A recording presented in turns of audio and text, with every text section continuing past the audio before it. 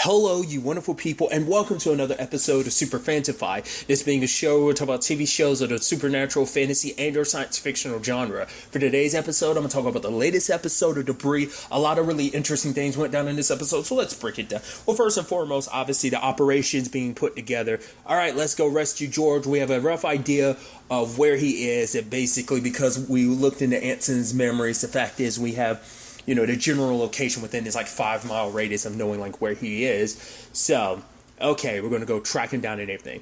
Oh, but Maddox pulls Brian aside. It's like, okay, also I have another thing for you. Finola's not going through that door first. It's like, no. But Brian's like, it's her dad. Of course she's going to want to do whatever it takes to kind of be there, to be the first one in there for rescuing her dad. It's like, yeah, because she doesn't need to be there because you're going to kill her dad. And it's like, wait, what? Why?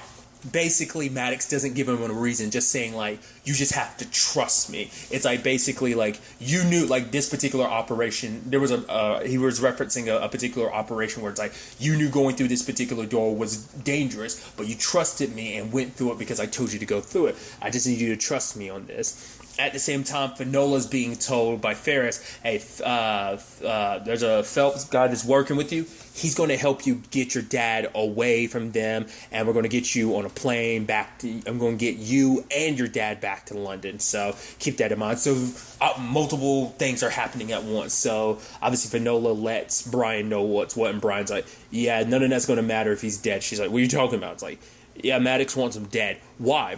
And for Brian, that's what's going through his head. Why would... Because it's also because Maddox is oh, I understand what I'm asking of you is so hard. I understand it's difficult, but it's necessary. And we're not... Because, and the way he kind of talks about it later on, it kind of coincides with what we kind of figured. That it's he made it clear before, when he was talking to that dude a couple episodes ago about...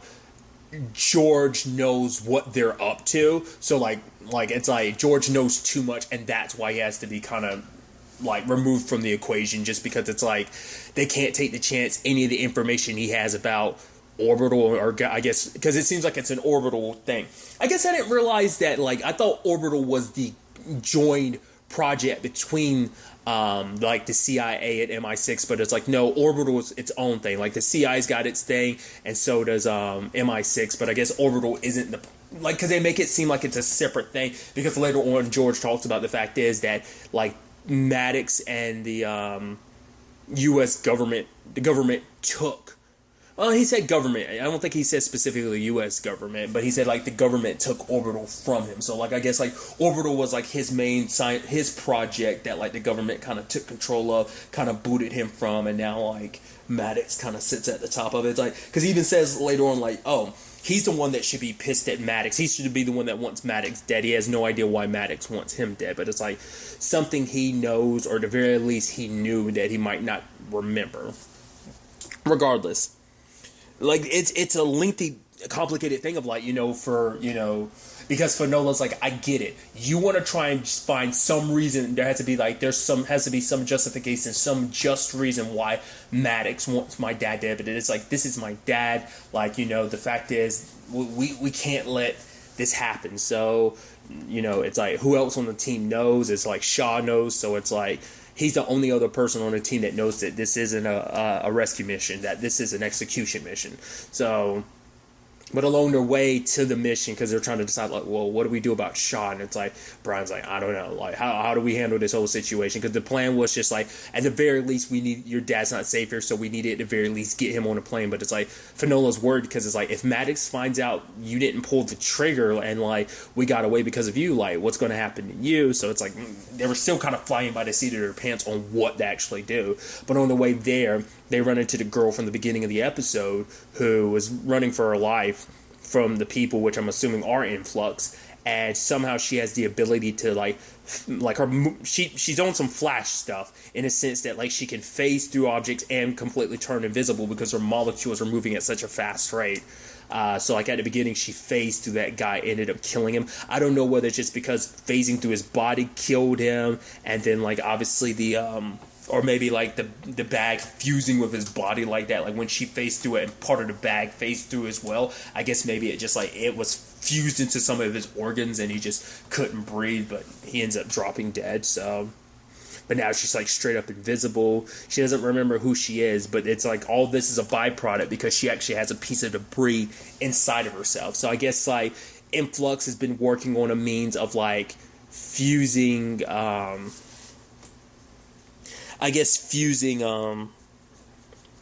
debris with people to try and like, you know, I guess specifically tie specific pieces of debris to certain people maybe, and so that everyone has like a specific unique ability. Like I guess that way like they could have a little bit more human control over the piece of debris. That way it's not so rampant. If it's inside of a person's body, they can allocate its effects to just one person. So maybe that's the whole deal. But then also like as she was leaving, she's like, I don't know anything about that ball of light. And then Finola was like, what? I didn't ask you about that. And she's like, you didn't? And it's like, okay, Eric brought that up. I thought the ball of light thing was talking about what was going on with Eric and them in like episode 2. I thought that's what that was about. But now it's like another, like, it's like, what was that supposed to imply? Like that Finola comes across a ball of light later on, and that basically maybe something happened where like that lady ended up like hearing a conversation from the future. Or is that supposed to imply, like, obviously, like, that the debris pieces are connected in that regard? So, like, Finola had that conversation with Eric, so now it's translated over to her as well. It's like, oh, like, she's answering that question because you asked Eric, like, some time ago. And these are, like, it connected their minds in that regard. So she was kind of trapped in, like, a past conversation that she technically didn't have with Eric, but maybe technically the debris technically did on a communicational level. I don't know. So they then proceed to go and rescue George. Some of the team obviously ended up helping those other people escape. We never found out whether they had debris pieces in them or not. Whatever the case may be, at the very least, they were being experimented on as well. We know, like, obviously the lady had remembered Anson, but she couldn't quite remember George, because it seems like obviously everyone's kind of got memory. I mean, I guess in general, maybe the debris pieces have affected a lot of people's memories in different regards, because when they do finally find George, it turns out like the debris they used to reanimate him can only be used once, obviously. So we find, because I was wondering if like his suicide was staged and stuff like, it's like, no, he really did kill himself, and then they used a piece of debris and they kind of went in through his eye and it pierced a certain part of his brain that's tied to the memories and stuff like that, so that's why he doesn't remember as much. But Shaw, you know, tries to make his move, but luckily Brian and Phelps were there to kind of stop him. But then, like, Shaw shoots Phelps, and it's like Brian puts him down. So it's like, all right, let's get everybody out of here. They're shooting their way out. And as they make their way out, like, Phelps ends up dying from his wounds. But it's also like, well, the only other person that was supposed to be around was Bowen. But obviously, I think Bowen and them were, like, transporting the other, like, people away. So it's like, he's not here to act as, like, a means of saying, like, oh, what went down. So it's like, okay, they don't have much choice now. Now that Shaw's dead, it's like, we got to cover this up. So Brian goes back in, gets the security footage, and now it's like, you know, he calls up Maddox, and it's like, yeah, George wasn't there. Shaw and Phelps are dead. Bowen's still alive, but, you know, because Bowen, I think it's kind of implying, you know, Bowen is gone, so it's like, he was gone, him and the others were gone, like, beforehand, so they're the only witnesses to know what really went down, so they can skew the truth to make it seem like George was never there in the first place, so. But obviously the big thing is finally getting some damn answers, like I said. But he's missing memories. Finola gets a call from Dee Dee saying, like, yo, your boss, like, rolled up on me and was like, oh, convince her to come home. And it's like, wait, what? It's like, yeah, that message I tried to give you last episode, like, that's what that was about. Your boss, like, I don't know, like, what's going on. And it's like, that's the thing for Finola. It's like, okay, stop. We were supposed to meet up with someone. We can't do that because, well, we can't trust Maddox, because now we've also lied to Maddox, so we can't cross that bridge. But also, I can't trust Ferris either now. Now I know for sure. I mean, to be fair, she was told, like, Ferris wasn't telling her everything anyway, but now it's also like, oh, you're using my sister to get to me? Because later on she has a conversation where she was like, if I brought my dad back, immediately you guys would have taken him, and I would have never been able to work with him. I would have never gotten access. We would have never been working on the same project. You would have done everything in your power to kind of keep us separate. But she's like, everything I've done has been for your own good. But it's like, you know, it's like everyone always says that when they're lying to you, because like they have their own reasons, their own motives for doing what they're doing. But rather than telling you the truth, they're like, oh, but it's for your good. It's for your sake. It's like, because there's still the thing that Brian brought up. It's like, Maddox is leading, no, that Ferris is leading Maddox down a certain path, and it's like, why? Is it because she does know that Maddox is up to some super shady stuff, so it's like, right, I'm trying to mislead him because she knows he was, well, he already got the piece of debris that he wanted, because it seems like everything Maddox is doing is for the sake of his family, so it's selfish reasons, but it's also like you can a little altruistic, a little. Like I said, in a selfish manner because it's just for his family, but it's beyond just him. So that's where it's like, I don't know. Once again, maybe like why he wants George dead is because of that too. Because George is saying that Influx wants a specific piece of debris. That's what this is all about. A piece of debris that's going to be the game changer. That he's like, wanting anyone dead right now kind of doesn't matter because we're pretty much going to be dead soon anyway. The moment this particular piece of debris is found, because it seems like Influx's whole thing is about, we want to give like debris to the world, but it seems like there's one specific piece of debris they want, and they were getting George to build a device to find it, and he never finished the device, but he got it in enough of a position where they can finish it themselves. So I don't know. It was also an opportunity for Finola to finally like air a lot of her grievances, because it's like, I get it, life was hard without mom, because for him it's like, your mom kind of, made sense of this crazy world for me, like I thought I had my purpose. And for Finola, it's like, I get it, your work's important to you. I just thought that we would have been like important to you. I would have been important enough for you, but it's like, you made that choice, that the decision to leave us all in the world, all alone in the world, which he's saying like, I get it, I'm sorry I hurt you, but at the same time, this isn't about you, this isn't about me, this isn't about our relationship, this is about like the world, like what this technology could be used, like technology that could, grow crops in barren lands, be able to replenish forests in days, what would have normally taken decades to do, in a matter of a few days. So it's like, and the only one who can really give us access to that and to bring out these full capabilities, because we need all this technology to make that happen, to save this world from itself, to basically save the world from us.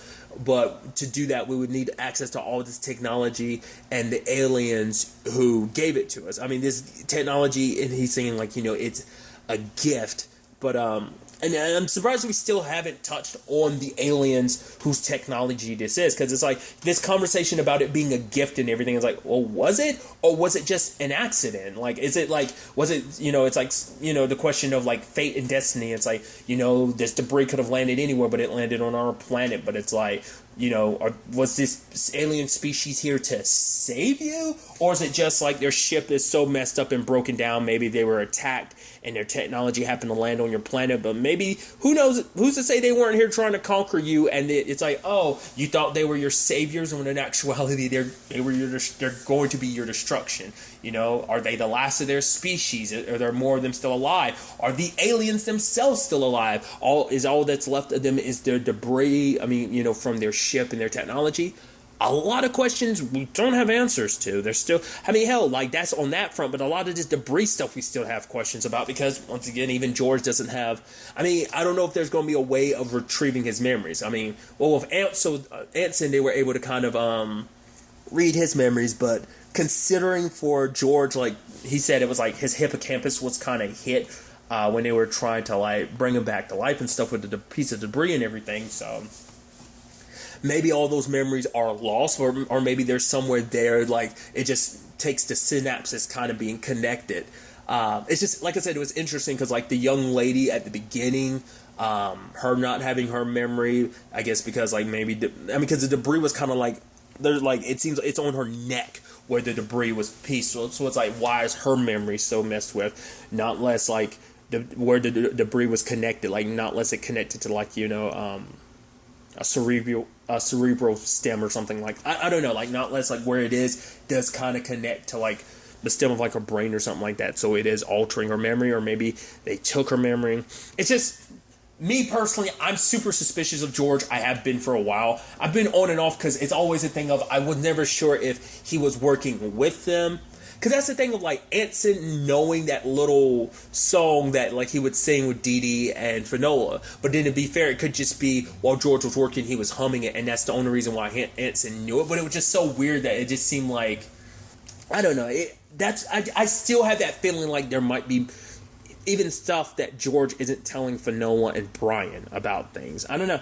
Maybe he is being truthful. Maybe it's all 100% what he says it is. But I'm just suspicious because I just don't know.